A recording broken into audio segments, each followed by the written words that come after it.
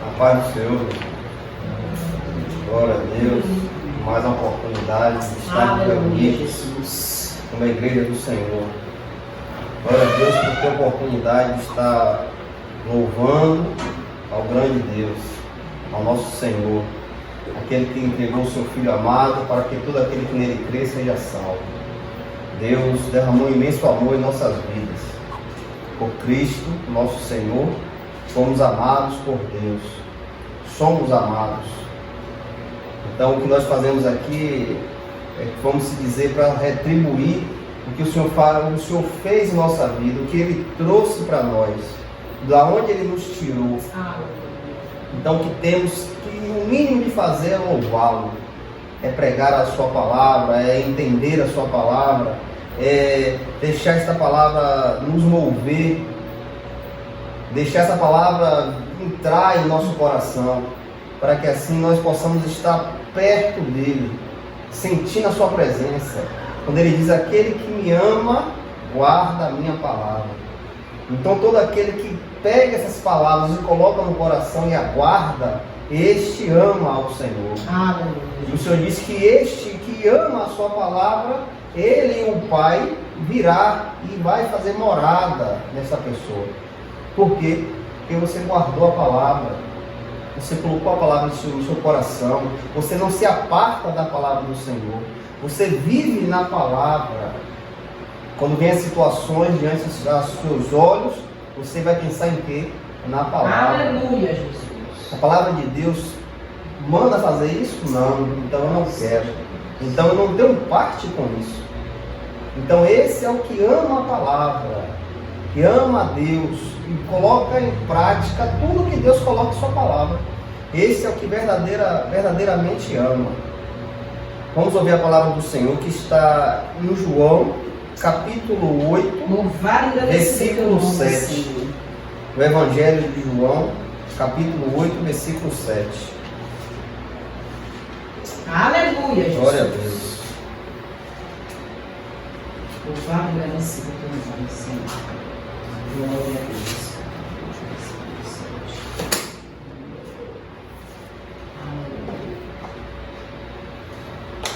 Evangelho de João, capítulo 8, versículo 7.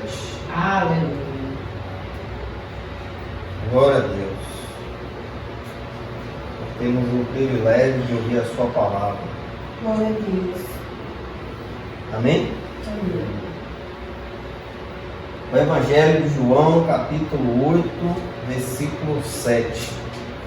Então, quando eles continuaram a perguntar-lhe, levantou-se e disse-lhes: aquele que dentre vós está sem pecado, seja o primeiro que lhe atire a pedra. Aleluia. Até aí. Louvado e agradecido pelo nome, Senhor. Essa exposição dessa palavra está em João capítulo 8, no versículo 2 ao 11, que relata isso que aconteceu com o Senhor Jesus. Jesus estava ali próximo ao templo, e ali os fariseus, os principais, os sacerdotes, trouxeram uma mulher que foi pega em adultério. E ali, na lei de Moisés, dizia que quando a mulher fosse pega em adultério por mais de uma pessoa, tivesse testemunho, aquela mulher ia ser apresentada ao sacerdote, e ali o sacerdote ia cumprir a lei. E a lei era apedrejar, era morte por apedrejamento. E ali aqueles homens, os escribas e fariseus, traz aquela mulher até o Senhor Jesus e diz a ele: ó, o que é que a gente faz aí? O que é que o senhor vai fazer com essa situação? Porque a lei diz que é para apedrejar. O que é que o senhor vai fazer? Mas a intenção daqueles homens ao trazer esta mulher que foi pega em adultério foi para tentar o Senhor Jesus. Foi para colocar Jesus numa situação que eles pudessem incriminar Jesus, que eles pudessem acusar, que eles pudessem pegar uma falha de Jesus para poder prender e depois até matar o mestre. Então, eles trazem ao Senhor Jesus e diz, ó, o que é que faz? Na lei de Moisés diz que é para apedrejar. E você, faz o quê? Jesus se abaixa e começa ali a escrever na terra. Alguns falam que ele escrevia nome de pessoas, outros falam outras coisas, mas ninguém, na verdade, ninguém sabe o que Jesus escrevia na terra. E aqueles homens continuaram a insistir. Sim, o que é que o Senhor vai decidir?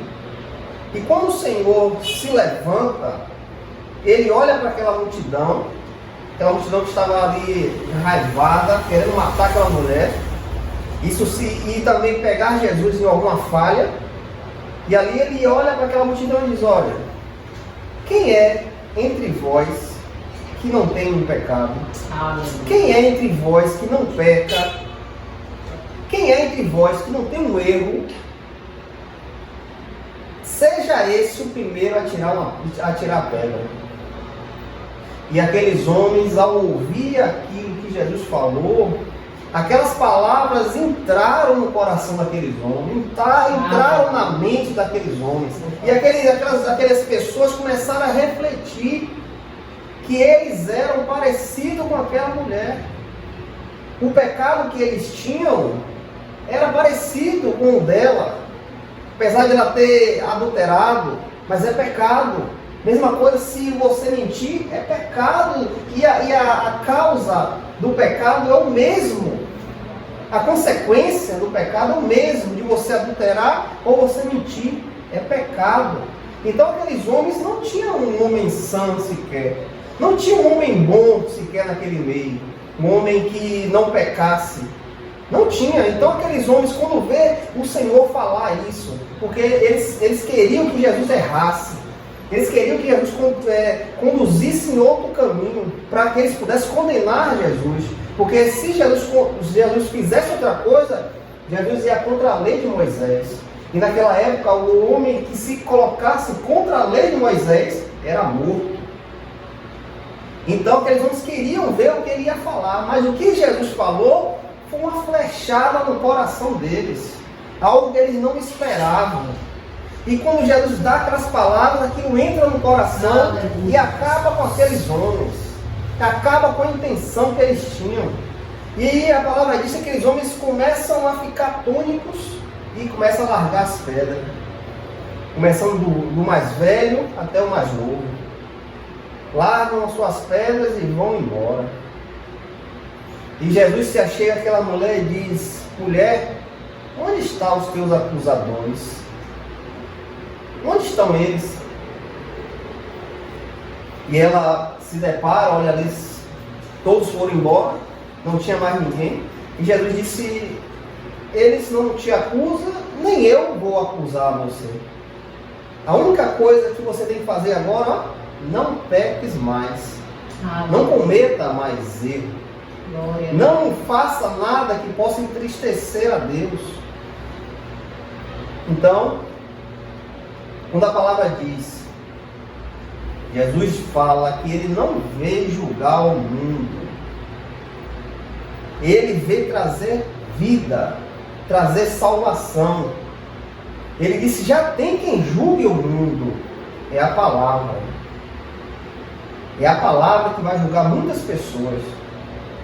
Essas pessoas que não se colocarem diante do Senhor, a palavra de Deus vai ser acusação a essas pessoas. Então naquele momento, aqueles homens tomam aquele choque, largam as pedras e vão embora. Todos aqueles que acusavam aquela mulher, sabiam que tinham pecados piores do que o dela, cometiam coisas erradas, piores, e eles começaram a refletir, realmente, este homem fala a verdade. São os pecadores da mesma forma. Então como um pecador vai julgar o outro? Não tem como. Se você carrega o mesmo peso, o mesmo pecado, porque pecado não tem distinção. Se você matou, você mentiu, é o mesmo pecado. Tudo isso é desagrado a Deus. Tudo isso entristece o Espírito Santo. Não tem grau, é pecado. Ah, mas eu falo uma mentirinha assim, e você fala assim. É pecado da mesma forma. A condenação que esse que fala mentirinha vai ter, o que fala mentira grande vai ter também. Não tem distinção, não tem tamanho, não tem peso. É pecado. E aqueles homens, quando se deparam com essa palavra do Senhor, aquela palavra quebra aqueles homens de uma forma que eles começam a analisar. Somos pecadores também. E ali larga as suas pedras e vão embora. A palavra de Deus fala em Mateus capítulo 7, versículo 1 e 2. O Senhor diz: não julgueis, para que não sejas julgado. Porque com o juízo com que julgas, sereis julgados. E com a medida que medes, vós sereis medidos. O Senhor nos diz que nós não podemos julgar ninguém. Porque se você julga, acusa, condena, Jesus diz que não é essa mesma forma de você julgar, acusar, condenar, você será julgado. E com o mesmo peso, a mesma intenção que você julga o seu próximo, você será julgado. A mesma medida, você será medido. Então Jesus disse que isso nós não podemos fazer. Muitas vezes nós erramos. Somos humanos. Estamos em Cristo, mas às vezes erramos, falamos coisas que não é para falar. Mas nós temos que ter o arrependimento. Sabermos, lembrarmos da palavra. O Senhor disse para não fazer isso. Se arrepender. E voltar atrás. Então Jesus disse, não julgue. Ele disse sua palavra, eu vim para dar vida. Já tem quem julgue no mundo. É a palavra. É a palavra que vai julgar. Se você vê um crente que não está nos caminhos do Senhor, que está andando da forma que ele acha, ou da forma que a religião acha, esse será julgado pela palavra. A palavra irá julgar esse. Em Mateus 7, do 3 ao 5, o Senhor diz: e porque tu observa o cisco que está no olho do teu irmão, e não percebe a viga que está no teu próprio olho? Ou como dirás ao teu irmão: deixa-me tirar o cisco do teu olho, e eis uma trave no teu próprio olho? O que é que Jesus quer dizer? Somos pecadores, nós erramos, nós temos falhas. Como eu posso apontar a falha do meu irmão? Como eu posso julgar meu irmão, que eu também falho, que eu também erro? Eu não posso fazer isso. Jesus disse: você vai tirar o cisco do olho do seu irmão com o seu cheio de cisco? Como eu vou fazer isso? Eu tenho meu erro, eu erro, eu peco. Como eu vou julgar o irmão se eu tenho um pecado também?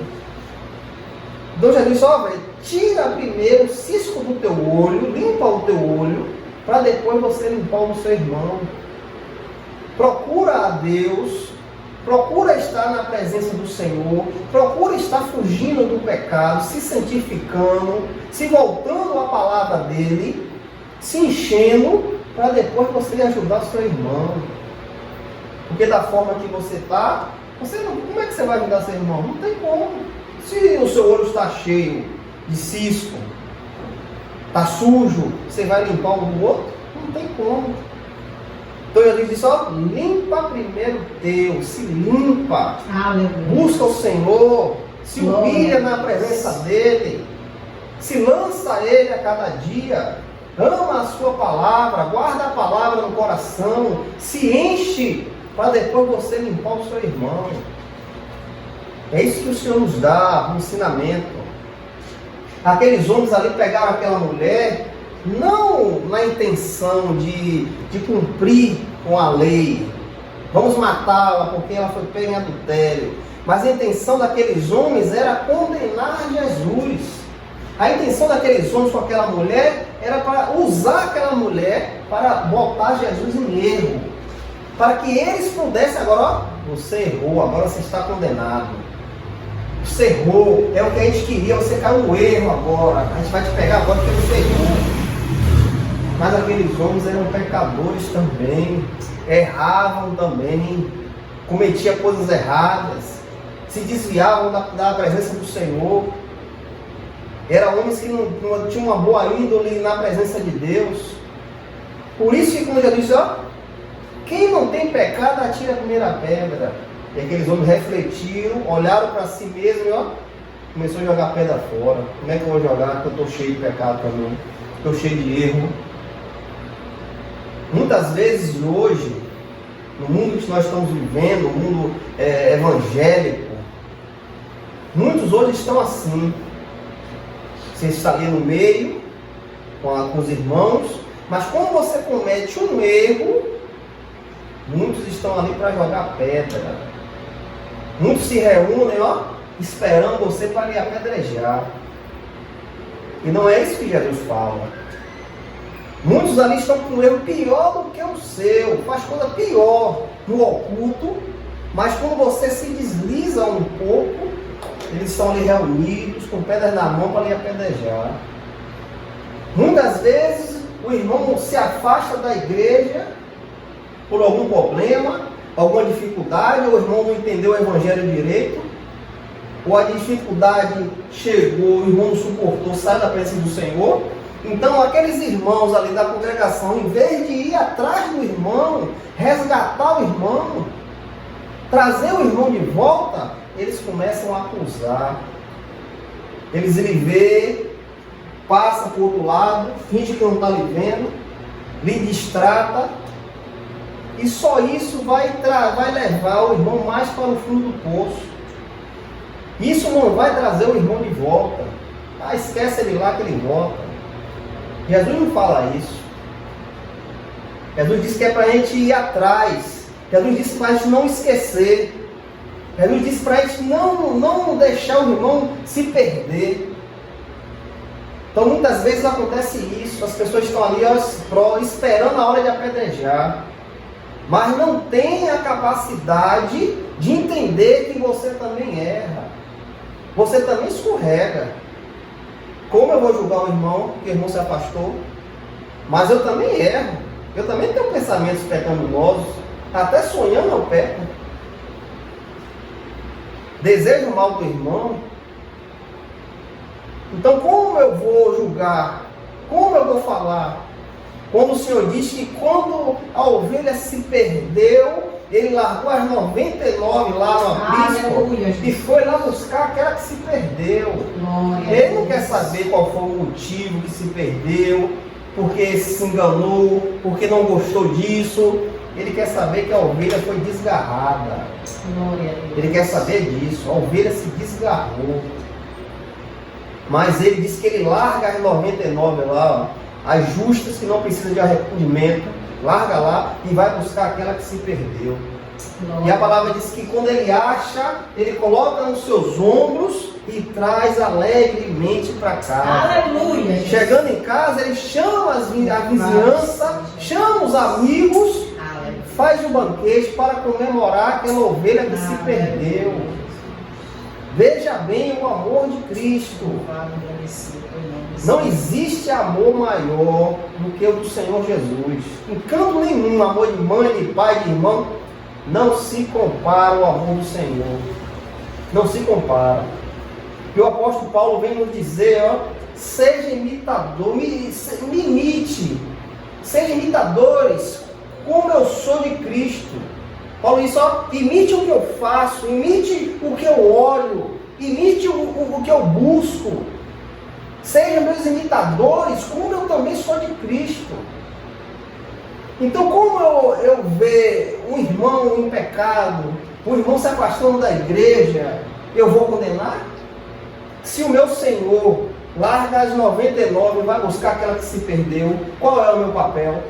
Se Paulo diz, ó, seja meu imitador, como eu também sou de Cristo. Paulo disse, não é para imitar ele, Paulo disse para imitar aquele que ele imita.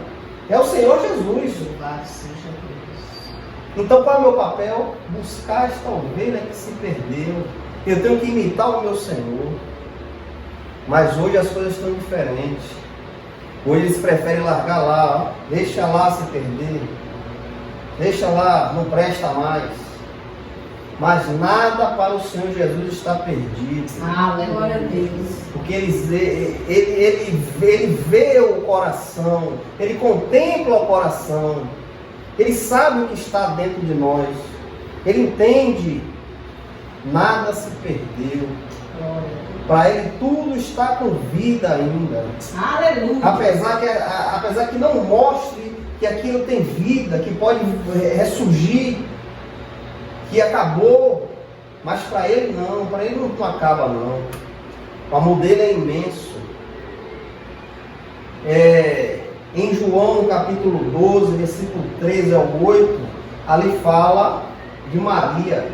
Quando Jesus chega à casa de um fariseu, e o fariseu chama Jesus para fazer uma ceia, e ali Maria chega naquele lugar, encontra o Senhor Jesus.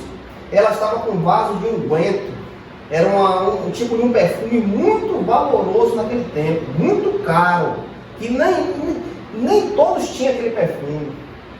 E ela vem ao Senhor Jesus, se prostra a Ele, quebra aquele vaso de alabastro, de unguento, e unge o Senhor Jesus. E a palavra diz que ela chora, e as lágrimas dela lavam o pé do Senhor. E ela ali com seus cabelos enxuga o pé do Senhor. Aleluia, Jesus. Mas a palavra diz que naquele momento, Judas julgava aquela mulher. Judas quebrou um vaso desse tão valioso, tão caro. A gente podia vender esse perfume e dar aos pobres. Qual que essa mulher fez? Desperdiçou algo que vale muito. Me dava, que eu vendia e o dinheiro dava aos pobres. E Jesus diz, rapaz, os pobres você sempre vai ter.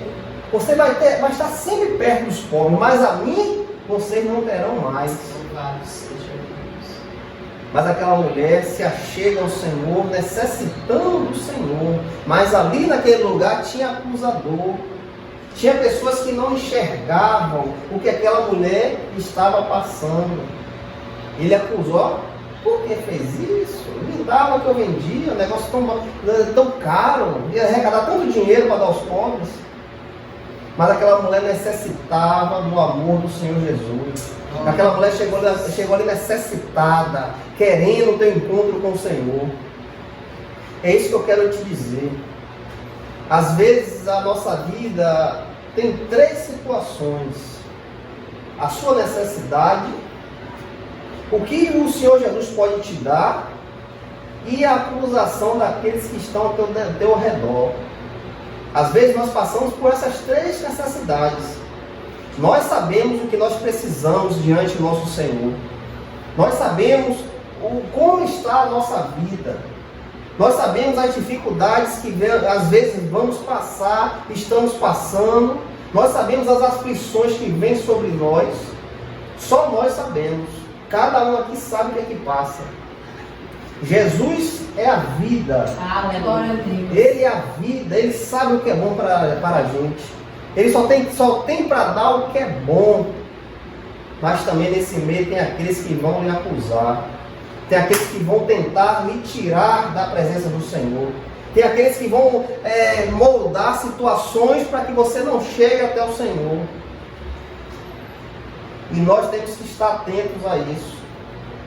Muitas vezes, aqueles vão estar ali como aqueles fariseus que pegaram aquela mulher para botar nos pés do Senhor, mas o que é que vai fazer agora?